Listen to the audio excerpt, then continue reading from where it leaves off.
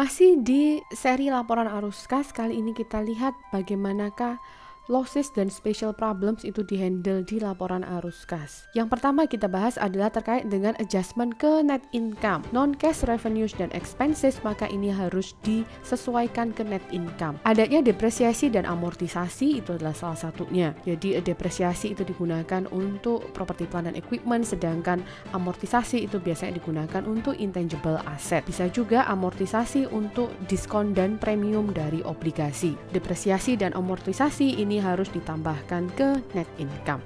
Mengapa demikian? Karena ini merupakan non-cash expenses. Yang kedua adalah post-retirement benefit, di mana perusahaan itu harus menyesuaikan net income dengan perbedaan antara cash yang dibayar dengan expense yang dilaporkan. Maka ini bisa menambah atau bisa juga mengurangi net income tergantung mana yang lebih besar. Ada deferred income tax. Deferred income tax itu juga perlu disesuaikan karena dia mempengaruhi net income tetapi tidak memiliki efek ke kas. Apabila ada equity method of accounting di mana perusahaan itu mengakui investasi di perusahaan lain dengan menggunakan equity method, maka net increase di investment account itu tidak mempengaruhi cash flow sehingga kenaikan di investasi ini tidak bisa dimasukkan ke laporan arus kas. Perusahaan perlu mengurangi net increase ini dari net income untuk mendapatkan net cash flow dari operating activities. Adjustment berikutnya adalah terkait dengan losses dan gain. Loss itu ditambahkan ke net income ketika menghitung cash flow dari operating activities. Sebaliknya gain itu dikurangi. Mengapa gain itu kok mengurangi net income? Karena untuk menghindari double counting. Karena gain itu masuk ke penjualan non-current asset. Apabila kita tetap mengakui di net income, maka akan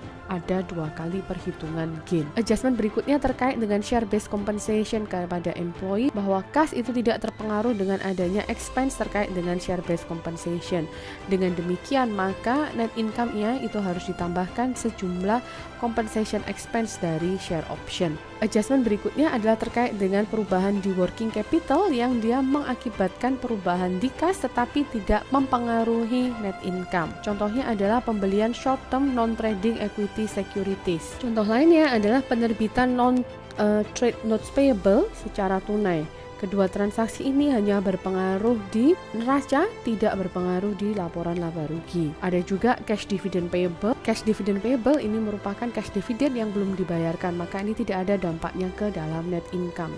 Maka adanya 3 transaksi ini tidak boleh dikaitkan dengan perhitungan cash flow yang berasal dari net income di indirect method. Kemudian apabila ada significant non-cash transaction, transaksi yang non-cash yang tidak tunai tetapi jumlahnya cukup signifikan, maka perusahaan perlu melaporkan atau mendisclose atau mengungkapkan, seperti contohnya adalah akuisisi aset dengan menerbitkan bond atau menerbitkan saham. PPE itu dibeli dengan menerbitkan saham atau menerbitkan obligasi, ini tidak berhubungan dengan kas, maka ini perlu didisclose. Pertukaran non-monetary asset, contohnya pertukaran PPE. Refinancing of long-term debt, jadi perubahan syarat term and condition dari long-term debt. Konversi dari saham preferen ke saham biasa, ini biasanya jumlahnya adalah cukup signifikan tetapi tidak melibatkan kas sama sekali, maka perlu adanya pengungkapan.